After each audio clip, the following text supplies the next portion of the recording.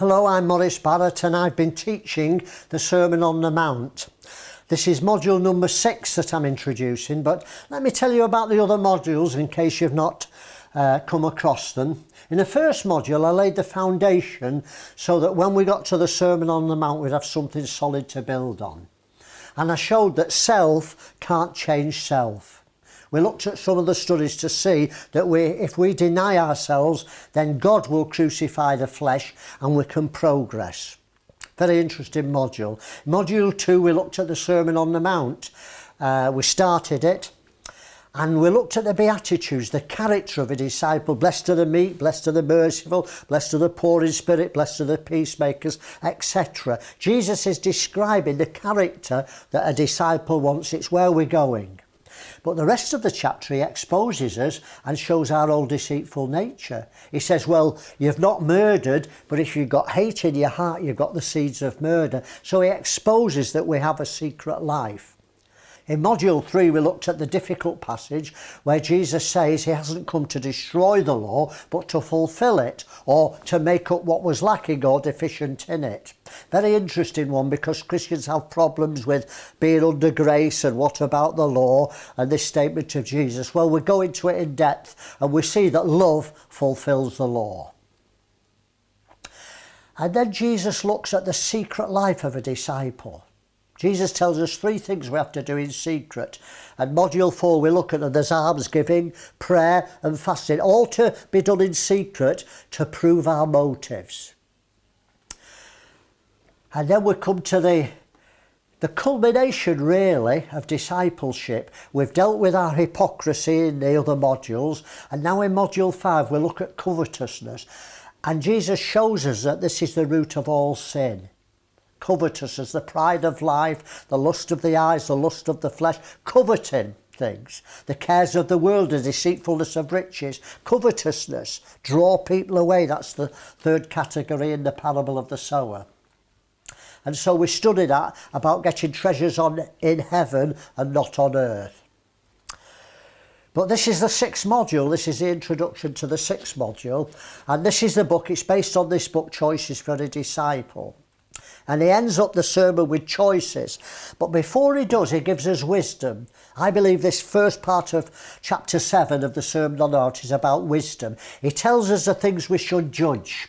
I know Christians have a problem. They say, don't judge, brother, judge not that you be not judged. But that quote is from the Sermon on the Mount.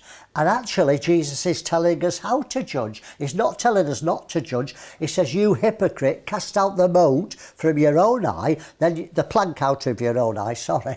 Then you'll see clearly to help your brother, to judge your brother. So he's actually telling us how to judge. So we've got a whole study on what we should judge and another study on what we shouldn't judge. Very interesting.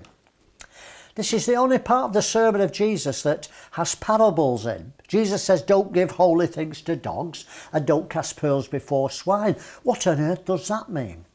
It needs revelation, and I study it, and I think I've got some interesting things to say about that.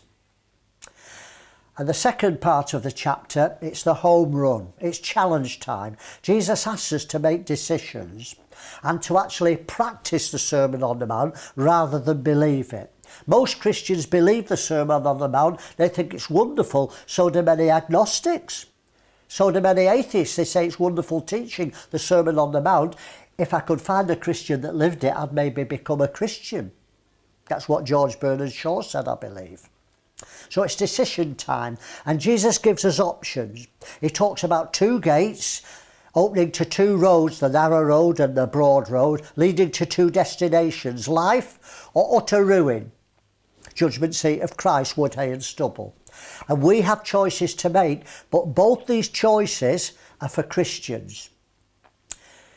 And then we look at the prophets of the broad way. Jesus talks about wolves in sheep's clothing, and these are the prophets who are trying to get Christians onto the broad way, the way that leads to ruin, the way that leads to wood, hay and stubble rather than gold, silver, precious stones. Very interesting study, because it actually tells us how to spot false prophets in the church, and if ever we needed to do that, it's this last days.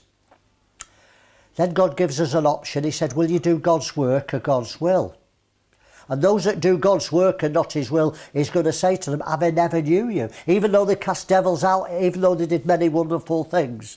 So there's an option. Will you do God's work or God's will? Jesus talks about two trees. He said a good tree can't bring bad fruit and a bad tree can't bring good fruit. Well, we know there's two trees. The tree of life, which is Christ, the life of Christ, the Sermon on the Mount lifestyle. Or there's the tree of the knowledge of good and evil, what I want, the traditions of the elders, the traditions of my denomination, all the wrong tree.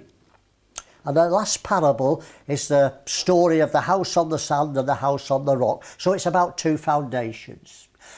The church have completely misunderstood it. They preach it as a gospel message. They say the rock is Christ. The rock is not Christ because Jesus himself interprets the parable. And he says the rock is hearing the Sermon on the Mount and doing it. And the sand is hearing the Sermon on the Mount and not doing it. So to hear the Sermon on the Mount and not practice it is actually to reject it, and you're building on sand. So the church that doesn't teach the people to be disciples of the Sermon on the Mount, they're building on sand. And when the wind and the rain and the storms, that's the storms of life. This is not the judgment seat of Christ where the fire comes to burn up wood, hay and stubble or preserve gold, silver, precious stones. These are the storms of life. So if a church has a split, the house has fallen. The foundation is wrong. They're built on sand. If a minister runs away with his secretary, he's built on the wrong foundations, because your house will stand if you build on the rock, and the rock is doing the Sermon on the Mount. So it's a tremendous module. I urge you to go through it and go right through to the challenges at the end.